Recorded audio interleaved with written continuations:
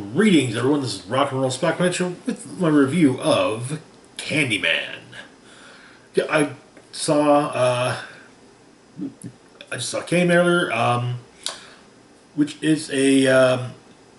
I went in actually expecting it to be a remake, or a full blown shot for shot remake, but that would like I said, a remake, nothing relating to the prior films. Instead, it's more of it's equal parts reboot and prequel, or sequel, I mean. Which is, hey, great. Excellent. So, some quick takes. It's wonderfully atmospheric, timely as well. And it relies less on jump scares and more on things like looming, kind of like a sense of dread throughout the film. It also adds to the lore in a very interesting and actually kind of unexpected manner, which I rather appreciated. So, our cast of note, we've got Yahya Abdul-Mateen II as Anthony McCoy, a talented artist who's in a rut when it comes to his work. He had a really great piece a while back, but nothing's really, nothing feels right. He keeps on saying he's got a show come up, and he's got nothing new for it, basically. Nothing that nobody hasn't already seen. But he finds inspiration and much more in the Candyman legend. We got Tiona Paris as Brianna Cartwright, who's Anthony's girlfriend. She's the daughter of an artist as well, who sadly took his own life when she was young, and now she's also an art gallery director. It is stated that she does have quite the eye for talent. Next up, we've got Nathan Stewart Jarrett as Troy Cartwright, who's Brianna's brother. He also it's explained at one point that he has historically terrible taste in men. So yeah.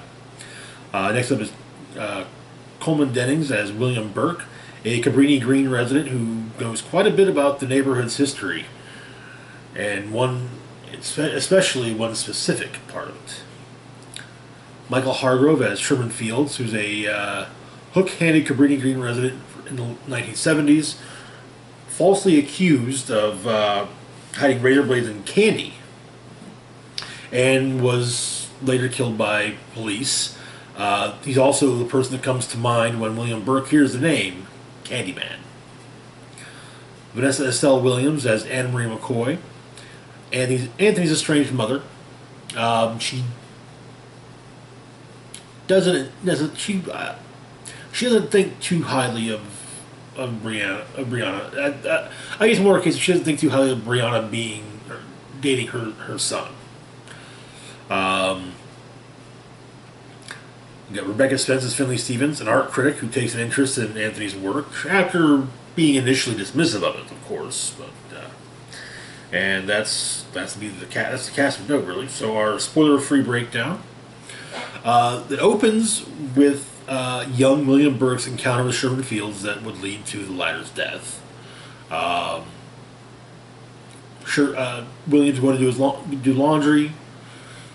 Across from the laundry room door is a really large hole in the wall. And while looking at the glass on the laundry room door, William sees a figure in the hole, and it turns out to be Sherman, who comes out and offers him candy, which startles William, and he screams, and the police waiting outside looking for Sherman come in. The tale is finished later on in the film, but they come in and they, having brought backup, and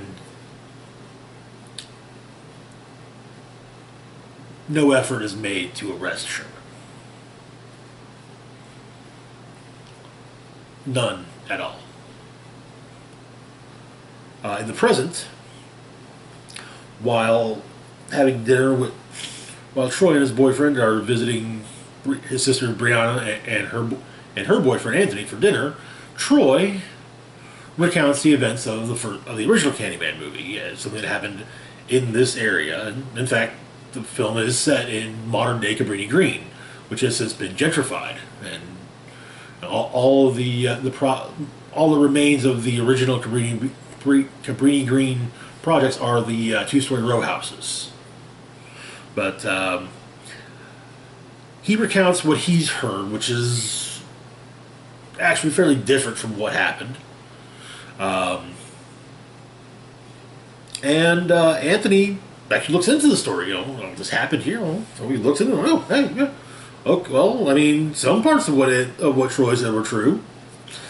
But he starts thinking about maybe doing some research. Looking into this and he does some research, and while doing his research, he gets stung by a bee, and it is a noticeable sting. And so, but he's like, it's just a bee, whatever. But he continues his research, which includes him meeting William Burke, who tells him, some little bit, mainly about, Sherman Fields. But he continues to do his own. He continues to look into other things, taking pictures, and he's also, the paintings he's starting to do that are linked to this research just seem to flow, just like he knows exactly what he's doing, and it's different, and it's not. It's good, but it does not evoke. It's not the kind of stuff that evokes positive emotions in the people who see it. But hey, not all art does evoke positive emotions, and so it gets his gallery show. Most of the ones relating to the Candyman legend are part of a piece referred to an interactive piece referred to as "Say My Name," which includes basically a mirrored medicine cabinet, which opens up and then reveals the paintings inside. It's actually kind of it's a rather nice nod to to some of the sequences in the original involving bathroom mirrors, medicine cabinets, and whatnot. Anyway,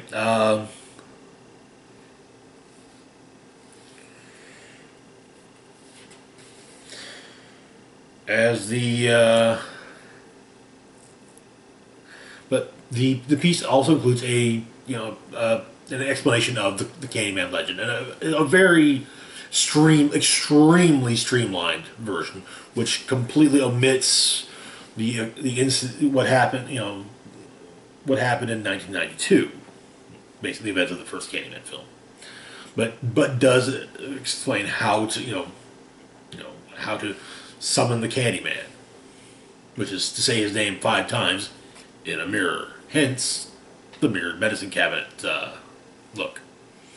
But anyway, so after the exhibition, bodies start to pile up, and so Anthony digs even deeper, and is told by William Burke how there have actually been multiple Candymans over the years. Each one going through similar plights as the original, Daniel Robitaille. Usually a false accusation, and people in positions of power killing the falsely accused, or falsely accused, or basically someone who did nothing wrong. After all, Robitaille did what he was accused of doing, but what he did was not wrong, in the wrong. But as he continues to look into things, Anthony notices his bee sting is getting worse and worse, and it's also kind of seeming to spread up his arm. Also, his behavior is becoming more and more erratic, which leads to an argument with Brianna, or him, well, rather him scaring Brianna to the point where she leaves him and goes to stay with Troy and his boyfriend. Um, with Brianna and Troy basically just thinking, yeah, clearly Anthony's just gone off the deep end. Um, After a while, Anthony actually finally gets his bee sting looked at, and finds out that actually a detail that he, something about his past is not what he thought, and so he goes to talk to his mother about it and learns of his connection to the Candyman legend, which first learns about it just in time for the film's climax and conclusion. So, the ups and downs. There's a whole lot of ups here. I mean, the cast is great. The story, well done. It's well directed. The nice little dash of body horror was a surprise and a welcome one. It's not it's not like Cronenberg levels of body horror, but still, the bee sting element, as the movie progresses, the bee sting element, I would say, does kind of constitute as a type of body horror. Also, there's a constant use of reflected shots as well as just mirrors and reflections, and it works really well to drive home the importance of mirrors to the legend. For an example of what I'm talking about here is that whereas most movies that take place in large cities such as Chicago, you have tons of shots of establishing shots just looking up at skyscrapers. Maybe at an angle, but it's still an upward angle to give you the appearance of looking up. Now you get shots done that same way, but at the same time, it's more like you're looking down at them. Maybe as though you were to see them on a mirrored walkway or in a puddle.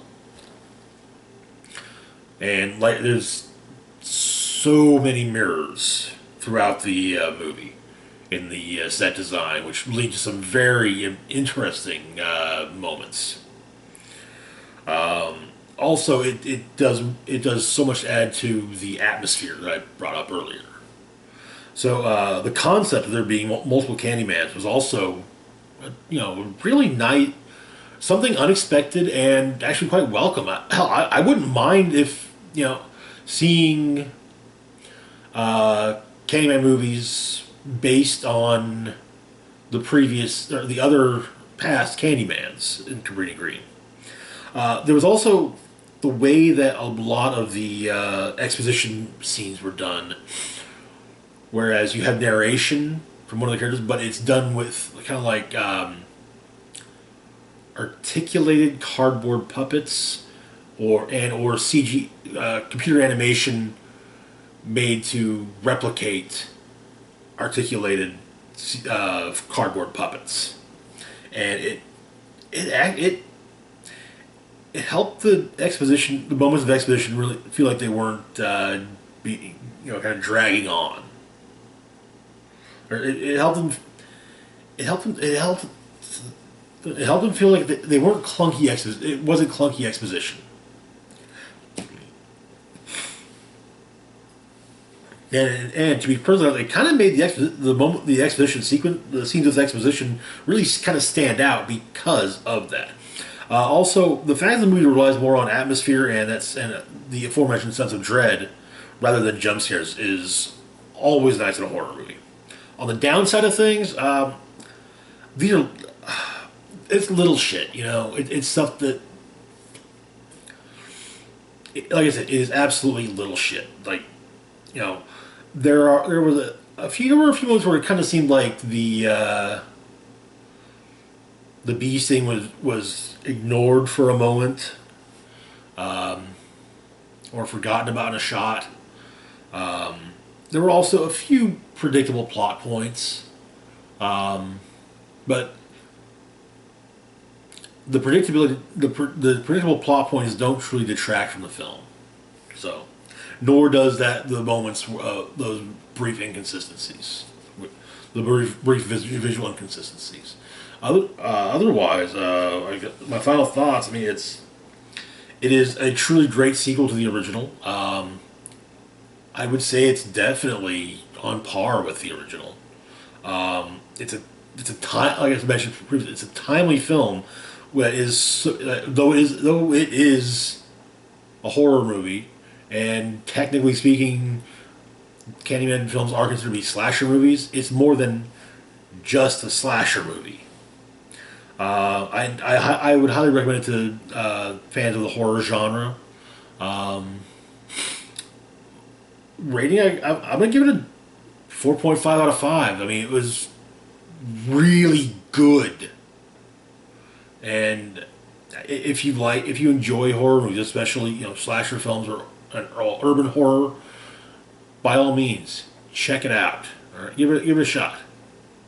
But anyway, that's it for now. As always, feel free to like, share, and subscribe. Links to my Facebook, Twitter, Patreon, and PayPal can be found in the description box down below. This is Rock and Roll Spock signing off, saying, live long and rock hard.